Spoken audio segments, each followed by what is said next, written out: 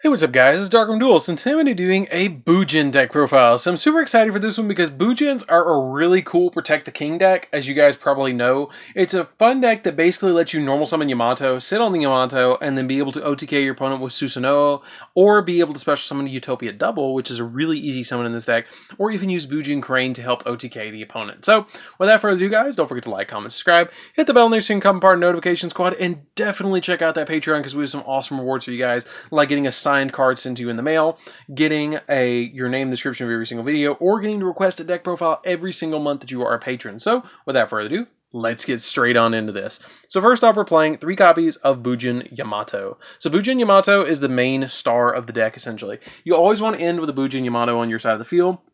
And basically, this card's effect is once per turn during the end phase, you can add a Bujin from your deck to your hand and then send a Bujin from your hand to the graveyard, which is really good to be able to send something to your hand or to your graveyard, like a copy of Turtle, Hare, something like that, to be able to banish for their effects to trigger. Then we play 2 copies of Hatsumi, or Haruka, excuse me, or Harume, excuse me, I'm all over the place with that card name.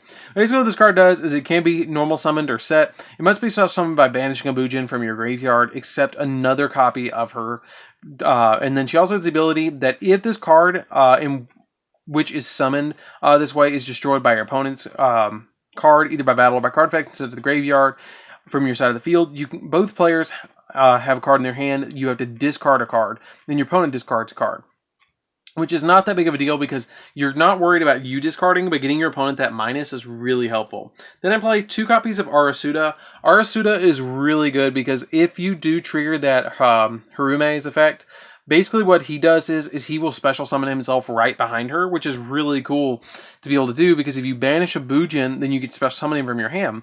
And he also has the really neat effect that once per turn during the end phase, if a Bujin was added to your hand, then instead by drawing it while this card you control, you can draw a card and then discard a card, which is helpful to be able to fix your hands a little bit, which usually you're not going to have a problem with your hand in this deck. This deck is really consistent to be able to just keep your hand how you want it. I only play 1 copy of Mikazuchi. Mikazuchi is alright because when a Beast Warrior or Bujin monster you control is destroyed by battle or by card effect, you can special summon this card from your hand.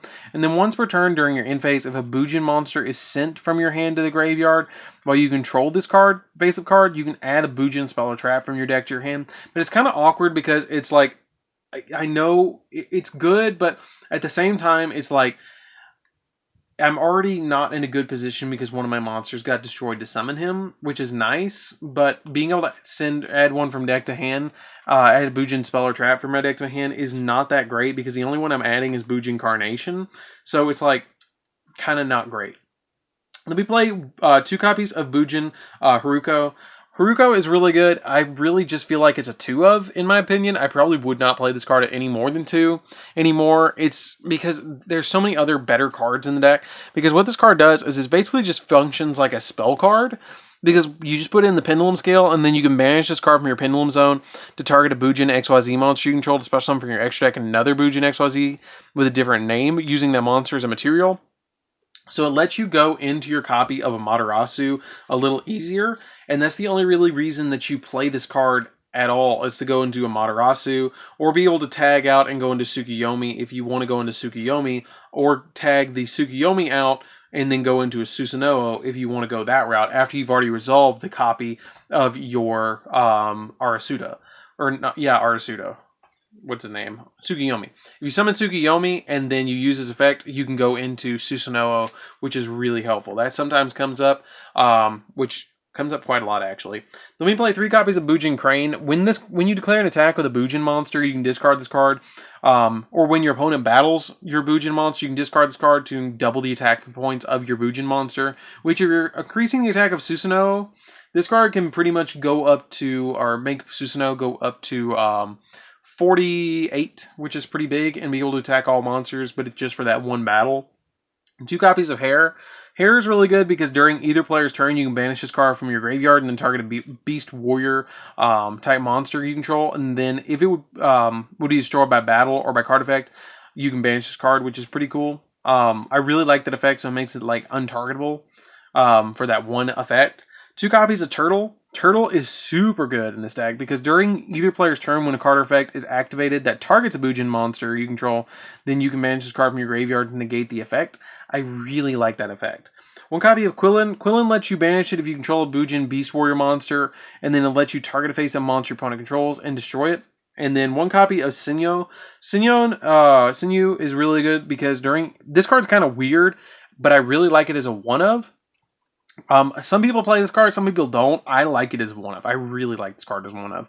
Because during either player's turn, during the damage step, if a Bujin Beast Warrior monster you control battles an opponent's monster, you can banish this card from your grave, and then that monster you control gains the attack of the current attack of your opponent's monster. It is battling until the end phase of the damage step, and if it does, all battle damage your opponent takes is halved. That is the only downside of this card. 2 copies of Honest. The Honest comboed with the Bujin Crane can OTK your opponent single-handedly because you can gain the attack of your opponent's effects, or gain the attack of your opponent's monster, and then double that, which is insane. I love that. And plus it makes it so your opponent's never going to attack into you in Bujins. It's not going to happen unless they're for sure that they can stop it. And then 3 copies of Ash Blossom. Ash Blossom is really help out because what she does is basically you discard her to negate like effects that your opponent's activating, which is super helpful. You can trade this out for any other hand trap that you want, but I really like this card as a 3-of. So that's it for the monsters, guys. Let's get into the spells. So for the spells, we're going to be playing 3 copies of Call by the Grave. The 3 copies of Call by the Grave basically just help us send, hand traps and negate hand traps. 1 copy Bujin Carnation. Bujin Carnation is the one-of that you search off of the Mikazuchi. Basically, if you control, if your opponent controls a monster and you control no monsters, you can target a Bujin monster in your grave and one of your banished Bujin monsters and special summon both of them and then immediately XYZ summon with them. Good card, just a good one-of. Probably wouldn't play it any more than one. 1 copy of Double or Nothing because it helps you OTK your opponent through Utopia Double. 3 copies of Ties of the Brethren. Ties of the Brethren comes in so clutch in this deck. Like, you would not believe how clutch this card comes. Because basically what you do with Ties of the Brethren is you activate this card, and then if you have, it basically searches Yamato. So if you have Haruka,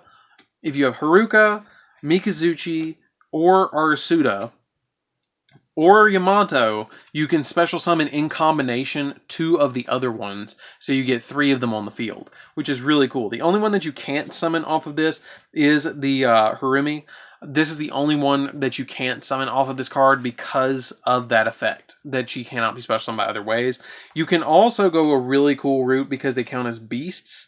You can actually special summon Yugioh, Quillin, Turtle, or Hare off of the copy of Ties of the Brethren as well. This is one path, and then you have the Beast path, and then you have the Beast Warrior path that you can go in Bujins as well, which is really cool that you have basically 2 options. And all of your cards that are in your extra deck that are Bujins, like Susanoo, he basically just says, hey, I need Bujins. I don't care if they're the Beast ones or not the Beast ones. And then we play 3 copies of Tenki because it searches all of our Beast Warriors. Like, you're going to end with the Ties of the Brethren, the Tenki, or the Bujin Yamato. You're basically playing 9 copies of Yamato in the deck. So you're going to get into the copy of Yamato first turn normally. If you don't, something's going on and your deck is not working correctly. So that's it for the spells, guys. Let's get into the traps. So for the traps, we're playing 2 copies of Strike. The strikes really help out because they just stop your opponent from doing stuff, summoning monsters. And then Judgment is always live in here, and you're not that concerned about taking battle damage in this deck because you have the copies of Bujin Yamato. The only time I lose with this deck is if I go up against a train deck and I resolve Judgment twice, and then they summon Gustav Max and I don't have another Judgment, which is the only time that comes up. But usually your opponent's not going to attack into you anyways. And so it's not that big of a deal to flip Judgment and just stop something, which is why I love this card at 3. So that's it for the main deck, guys. Let's get into the extra deck. So for the extra deck, we're playing 2 copies of those ultimate rare, beautiful copies of Bujin Susanoo. If you can get a hold of ultimate rares, definitely do. These cards are awesome looking in ultimate rare, I have to say. Basically, this card lets you attack all monsters your opponent controls, and then you detach material from this card to take a Bujin monster from your deck and either add it to your hand or send it to the graveyard. So it either can give him the buffs or add like a crane to double his attack, which is super helpful. I play a single copy of Tsukino, or oh my god, Tatsunoko, or I don't even know, Tsukiyomi. Tsukiyomi. These card names mess me up tonight. Oh my goodness. Basically what this card does is you can detach a material from this card and then send either your entire hand to the graveyard, minimum 1 if you do get to draw 2 cards. And then when this card you control leaves the field by an opponent's card effect, you can target level 4 Beast Warrior Bujin monsters in your graveyard up to the number of XYZ materials this card had on the field and special summon them. And you can only control 1 copy of him. All of the Bujin monsters, you can only control 1 copy of them, of the XYZ monsters, so that's something to keep in mind. Then we play 1 copy of Amaterasu. Amaterasu is really good.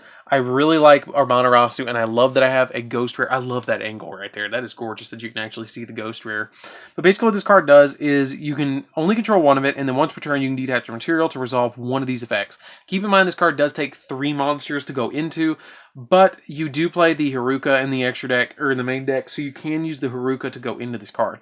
What this card does is you can, during your turn, target 1 of your banished level 4 lower Bujins and special summon it, and during your opponent's turn you can target 1 of level 4 Bujin or lower level 4 monsters to add it to your hand during your opponent's turn. 1 copy of number 60 because he lets us draw 2, discard 1, or double the attack of a monster. If you double the attack of like Bujin Susanoo, and then you discard Crane and double his attack again, he gets huge. So you want to summon like a combo of these 2 cards to help you extend an OTK. 1 copy of Baguska. Baguska helps us just go into like defense mode, essentially. The entire deck goes in defense mode. 1 copy of Evilsworn Exciton Knight. Exciton Knight just blows board and it's good in this deck. 1 copy of Utopia and 1 copy of Utopia Double. Utopia and Utopia Double really help out in this deck because basically what they do is they make it so your opponent is going to get OTK'd.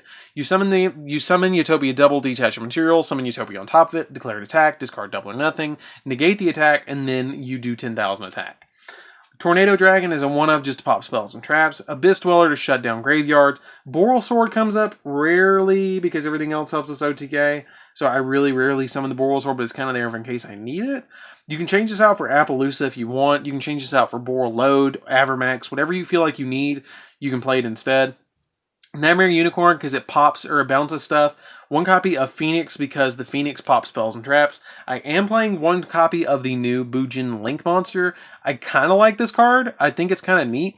But basically what this card does is you link summon this card with 2 monsters that have the same level, and it can't be used as link material, so it's something you have to keep in mind. But it does have a really neat effect that if this card is link summoned, you can special summon 2 monsters with the same level, 1 from your hand and 1 from your grave, but negate their effects, and immediately this card resolves, you get to XYZ summon a monster. And if a XYZ monster this card points to activates its effect by detaching material, except during the damage step, you can target spell trap your opponent controls and destroy it, which is really neat because I like to make this card first and then make a copy of my Susanoo and then be able to pop spells and traps as well as be able to destroy my opponent's monsters. And then for the last card, we play a single copy of Hippo Shinnigan because it boosts all of them by 500, which is super neat. So that's it for the deck, guys. I hope you enjoyed it. It's a really fun deck to play. It's pretty cheap too. It's like I think this deck is probably one of the more budget decks on the channel. You probably get the deck for less than $50 to be honest. Like the entire Bujin core is probably like 20 or 30 bucks. Like it's not super expensive because everything has been reprinted like crazy in this deck, and the majority of it has been printed as commons or gold rares or something like that. So it's not super expensive to build, and I absolutely love the gold rare Yamatos. I have to say, it makes him stand out more. So that's it for the deck, guys. I hope you enjoyed it. Don't forget to like, comment, subscribe, hit the bell there so you can become part of the notification squad. Definitely tell me what you think of this deck down in the comments down below, and I'll see you guys in the next video. See you around, guys.